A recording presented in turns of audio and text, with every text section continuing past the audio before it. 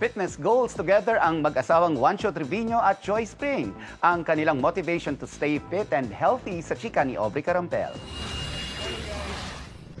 4th kilometer na.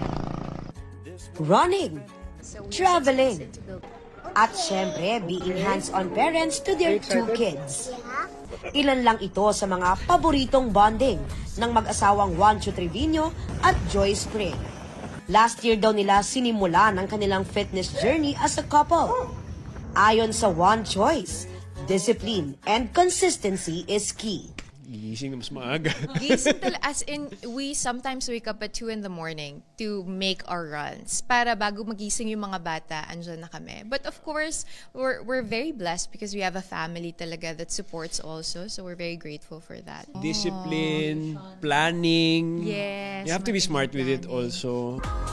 Healthy and nutritious din ang kanilang diet. Malaki rin daw ang naitutulong na mayroon silang accountability partner in each other para ma-motivate ang isa't isa.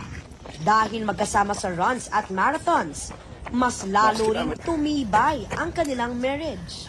At ang kanilang pagiging healthy, hindi lang para sa kanilang sarili, kundi para sa kanilang biggest inspirations. We need to have energy for our kids. Lalo na kunyari tumatanda tayo, di ba? Ako, ang goal ko talaga, makalaro ko ng basketball yung anak ko. And 10 to 15 years down the road, the small decisions that we're making will make a big impact later. Ano ba yung rason mo talaga for getting healthy? Of course, maganda yung gusto mong maging fit, gusto mong maging aesthetic, but at the end of the day, minsan hindi yun yung magpapabangon sa'yo ng 2 in the morning, di ba? It's really knowing that you're doing it for your loved ones, you're doing it for your family. Bukod sa Healthier 2025, kasama rin sa kanilang goals this year ang makalipat sa kanilang bagong bahay.